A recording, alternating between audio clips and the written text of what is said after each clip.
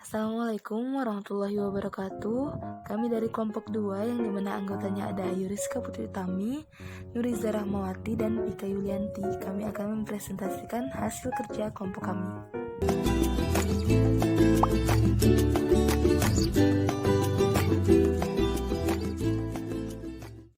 Saya Ayu Rizka Putri Utami. Materi yang akan saya bahas yang pertama ada sejarah pendidikan Pancasila dan kewarganegaraan.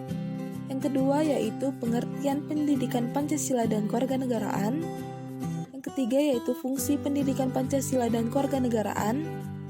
Yang keempat, saya juga akan membahas tujuan pembelajaran pendidikan Pancasila dan kewarganegaraan di sekolah dasar. Terus saya juga akan membahas 2 dari 10 perubahan sejarah PPKN. Untuk teman-teman semuanya, saya harap bisa menyimak dan memahami materi kita pada kali ini. Berdasarkan pengajaran pendidikan lebih lanjut menjelaskan bahwa pelajaran ini dimaksudkan oleh pemerintah Hindia Belanda agar rakyat jajahan lebih memahami hak dan kewajibannya terhadap pemerintah Hindia Belanda. Sehingga tidak menganggap pemerintah Belanda ini sebagai musuh, tetapi justru memberikan dukungan dengan penuh kesadaran dalam jangka waktu yang panjang. Pada saat itu pula, konsep pendidikan politik tetap berlangsung melalui pendidikan formal dan non-formal, walaupun pada saat itu, bangsa Indonesia masih dijajah. Pendidikan politik lewat pendidikan formal atau sekolah pada masa pergerakan nasional, terutama dilakukan oleh guru-guru sekolah partikelir. Sejarawan Abdurrahman Surjo Miharjo menyatakan bahwa sekolah partikelir ini memang mempunyai ciri tersendiri. Ada yang memang ingin memberikan pengetahuan secara murni, tetapi ada juga yang menanamkan paham demokrasi dan kesadaran berbangsa dan bernegara. Pemerintah kolonial mengetahui hal tersebut sehingga beberapa sekolah liar ditutup. Pada tahun 1932, pemerintah Hindia Belanda mengeluarkan peraturan yang disetujui oleh Volksraad bahwa setiap guru harus memiliki izin. Dasar pertimbangannya adalah banyak guru sekolah partikelir bukanlah lulusan sekolah tersebut. Alasan larangan itu memberikan pendidikan politik. Secara prinsipil, guru-guru kebangsaan menolak peraturan tersebut. Pada awal kemerdekaan, belum ada mata pelajaran pendidikan kewarganegaraan yang berdiri sendiri dan diajarkan pada pendidikan formal. Pendidikan kewarganegaraan dititipkan pada pendidikan moral, yakni lewat pendidikan agama dan pendidikan budi pekerti yang berisi nilai-nilai kemasyarakatan, adat, dan agama. Pelajaran kewarganegaraan baru diperkenalkan pertama kali pada tahun 1957. Penjelasan lebih jauh mengenai citizenship education ini ialah bahwa citizenship education mempunyai 2 makna, yaitu di satu sisi berkenaan dengan peranan dan fungsi warga negara dalam kegiatan politik, dan di sisi lain berkenaan dengan kualitas pribadi yang didambakan dari warga negara sebagaimana dicerminkan dalam kegiatannya sehari-hari. Menurut kurikulum tahun 2006, pendidikan kewarganegaraan didefinisikan sebagai mata pelajaran yang memfokuskan pada pembentukan warga negara yang baik, yaitu warga negara yang memahami dan mampu melaksanakan hak-hak dan kewajibannya sebagai warga negara. Yang kedua, cerdas, terampil, dan berkarakter mulia sesuai dengan Pancasila dan Undang-Undang Dasar 1945. Fungsi mata pelajaran pendidikan kewarganegaraan yang pertama ada menumbuhkan komitmen kuat dan konsisten untuk mempertahankan NKRI. Yang kedua yaitu menumbuhkan semangat kebangsaan atau nasionalisme untuk membangun masa depan yang lebih baik. Yang ketiga yaitu menumbuhkan kecerdasan warga negara, keterampilan warga negara, dan partisipasi warga negara. Tujuan mata pelajaran tersebut yaitu pengembangan keterampilan sosial warga negara, pengembangan kompetensi warga negara, dan pengembangan tentang ide-ide tentang karakter atau watak yang baik bagi setiap warga negara. Selanjutnya saya akan membahas tentang perubahan dari sejarah PPKN. Yang pertama yaitu tahun 1957, nama mapelnya yaitu KWN atau Kewarganegaraan. Pada tahun 1957, pendidikan moral di Indonesia secara tradisional berisi nilai-nilai kemasyarakatan, adat, dan agama. Awalnya pendidikan moral dilaksanakan melalui pendidikan agama dan budi pekerti, tidak ada pendidikan moral secara eksplisit. Pada tahun 1957, mulai diperkenalkan pada mata pelajaran pendidikan kewarganegaraan, hak dan kewajiban warga negara.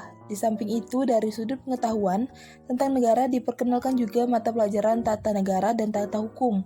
Ketiga mata pelajaran tersebut semata-mata beraspek kognitif. Yang kedua yaitu pada tahun 1959 dari KWN menjadi civics. Pada tahun 1959, terjadi perubahan arah politik di negara Indonesia. UUDS tahun 1950 tidak berlaku oleh Dekret Presiden 5 Juli 1959 dan berlaku kembali Undang-Undang Dasar 1945. Kembali berlakunya Undang-Undang Dasar 1945 terlihat dalam bidang pendidikan diadakan perubahan arah. Perubahan ini diperkenalkannya melalui pelajaran civics di SMP dan SMA. Baiklah, selanjutnya saya, Pika Yulianti, akan melanjutkan perubahan dari sejarah PPKN dari 3 sampai 10. Yang ketiga adalah tahun 1962 dari sipik berubah menjadi kewarganegaraan atau KWN. Muncul dilatar belakangi oleh Menteri Kehakiman yang ingin merubah nama Mapel dengan tujuan berubah menjadi warga negara yang baik. Maksud di sini adalah istilah sipik diganti dengan istilah kewarganegaraan atas anjuran Dr. Soeharjo SH yang pada waktu itu menjabat sebagai Menteri Kehakiman. Perubahan ini didasarkan atas tujuan yang ingin dicapainya, yaitu membentuk warga negara yang baik. Yang keempat adalah tahun 1965 dari KWN berubah kembali menjadi sipik. Muncul dilatar belakangi oleh gejolak G30 SPKI. Pada tahun 1965 terjadi pemberontakan G30 SPKI yang kemudian diikuti oleh pembaharuan tataan dalam pemerintahan. Pembaharuan tataan inilah yang kemudian dibatasi oleh tonggak yang resmi dengan diserahkannya Surat Perintah 11 Maret 1966 dari Presiden Soekarno kepada Letnan Jenderal Soeharto. Kelima adalah tahun 1968 dari sipik berubah menjadi PKN. Muncul dilatar belakangi oleh kurikulum yang berlaku. Pada tahun 1968, kebijakan dalam bidang pendidikan disusul dengan keluarnya kurikulum 1968. Dalam kurikulum inilah istilah sipik secara tidak resmi diganti dengan istilah kewarganegaraan. Diganti lagi dengan pendidikan kewarganegaraan yang lebih dikenal dengan singkatan PKN. Yang keenam adalah tahun 1975. PKN berubah menjadi PMP atau Pendidikan Moral Pancasila. Muncul dilatar belakangi oleh TAP MPR nomor 4 tahun 1973. Pada akhir tahun 1975, Tim Nasional Kurikulum Departemen Pendidikan dan Kebudayaan menyusun kurikulum dengan garis besar pengajaran dalam bidang studi PMP untuk SD, SMP, dan SMA. Yang ketujuh adalah tahun 1994, PMP berubah menjadi PPKN. Muncul dilatar belakangi untuk memadukan PMP dan PKN. Pada tahun 1994, nama Pendidikan Moral Pancasila diganti dengan Pendidikan Pancasila dan Kewarganegaraan atau PPKN. Bila dikaitkan dengan kurikulum sebelumnya, mata pelajaran tersebut memadukan konsep Pendidikan Moral Pancasila atau PMP dengan Pendidikan Kewarganegaraan PKN. Istilah Pendidikan Moral Pancasila diperbaiki menjadi Pendidikan Pancasila dan Kewarganegaraan, dan Pendidikan Kewarganegaraan diubah menjadi Pendidikan Kewarganegaraan, kemudian dipadukan menjadi Pendidikan Pancasila dan Kewarganegaraan. Yang kedelapan adalah tahun 2004. PPKN berubah menjadi PKPS atau Pendidikan Kewarganegaraan dan Pengetahuan Sosial. Muncul di latar belakangi untuk mengintegrasikan antara IPS dan PKN. Tahun 2004, kurikulum PKN SD diintegrasikan dengan mata pelajaran IPS menjadi PKPS atau Pendidikan Kewarganegaraan dan Pengetahuan Sosial. Sementara di tingkat SMP dan SMA merupakan mata pelajaran yang berdiri sendiri. Kurikulum berbasis kompetensi kewarganegaraan tampak telah mengarah pada tiga komponen PPKN yang memutu seperti yang diajukan oleh Center of Civic Education pada tahun 1999 dalam National Standard for Civic and Governance. Yang kesembilan adalah tahun 2006. PKPS berubah menjadi PKN, Pendidikan Kewarganegaraan. Muncul dilatar belakangi oleh kurikulum yang berlaku. Pada tahun 2006, perubahan kurikulum dari KBK menjadi kurikulum tingkat satuan pendidikan KTSP.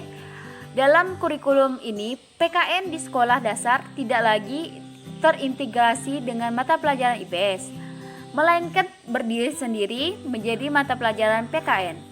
Demikian pula pada tingkat SMP dan SMA, PKN menjadi mata pelajaran yang berdiri sendiri.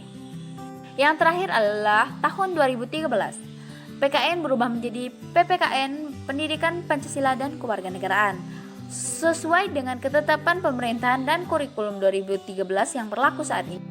Mengubah nama mata pelajaran pendidikan kewarganegaraan PKN menjadi pendidikan Pancasila dan kewarganegaraan PPKN.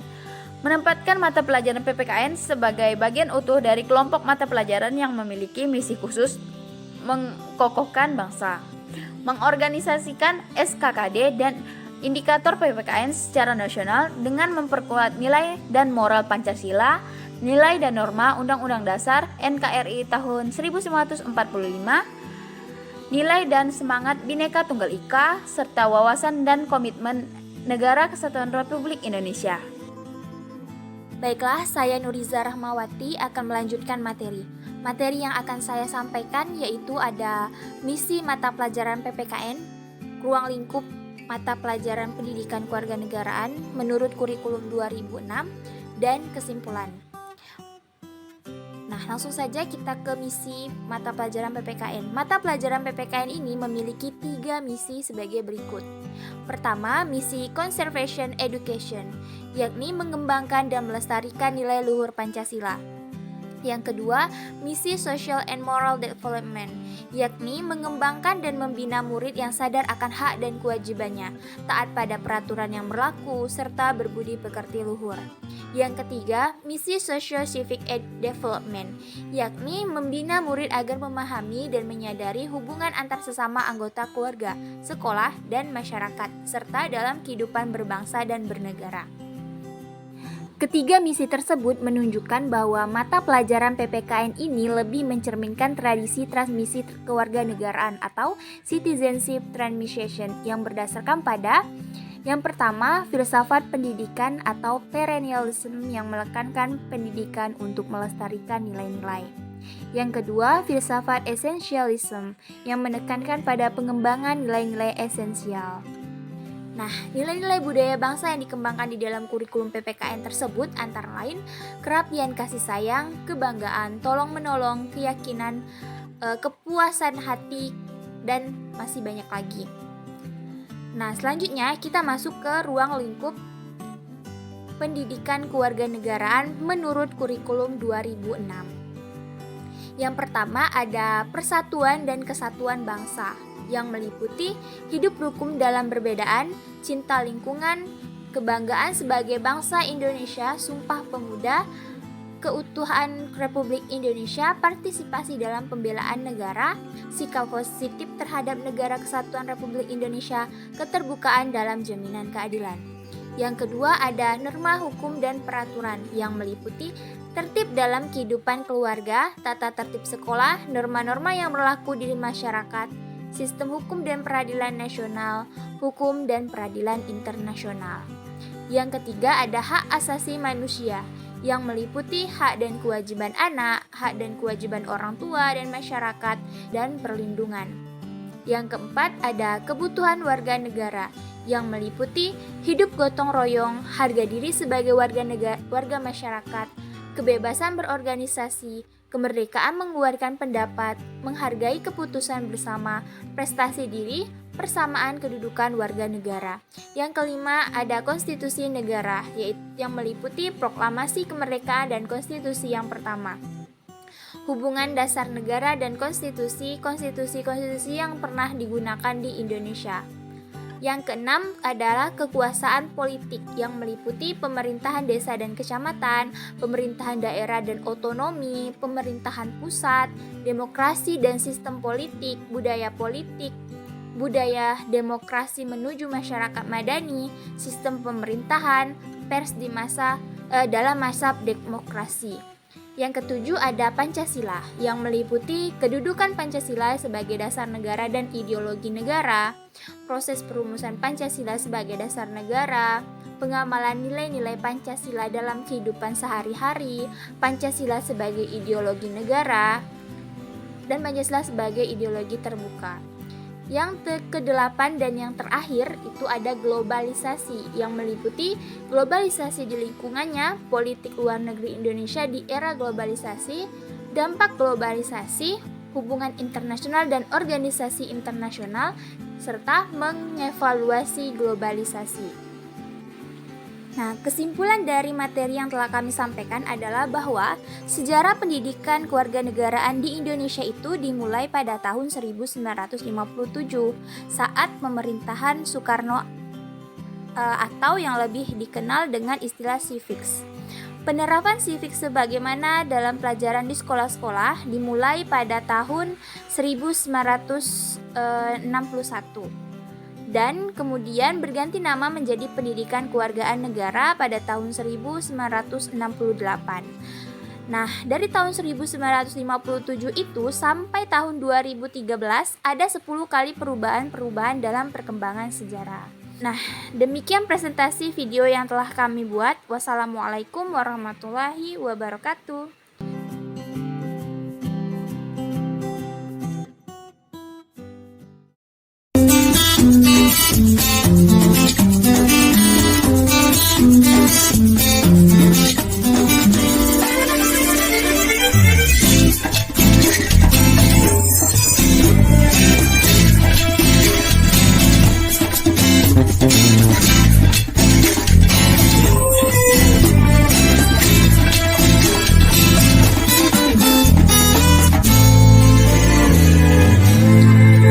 Uncang burung uncang, ape diuncang dalam tempurung.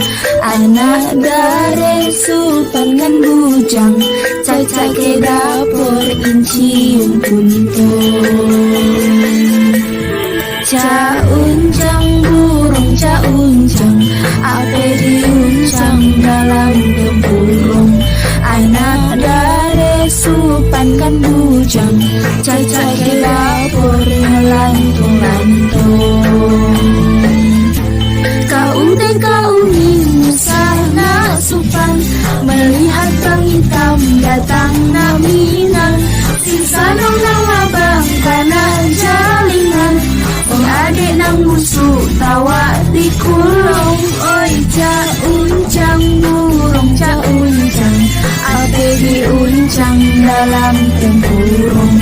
Anak dari supan dan bujang, caca ke dapur melantung-lantung.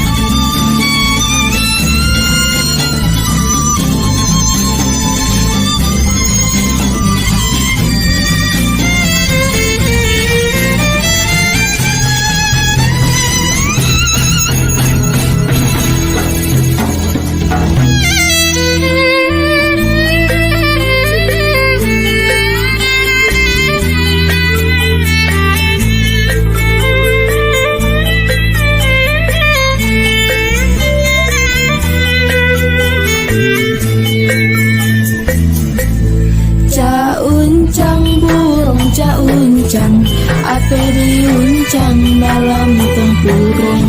Anak dari supan dan bujang, caca ke dapur melantung-lantung. Kau usah nak supan, melihat bang hitam datang naminang. Sisa nama abang kanan jalingan, oh adek nang busuk tawa di kulong. Oi uncang burung uncang, ape diuncang dalam tempurung. Anak dari supan dan bujang, caca ke dapur melantung-lantung. Uncang burung uncang, ape diuncang dalam tempurung. Anak dari supan dan bujang, caca ke dapur melantung.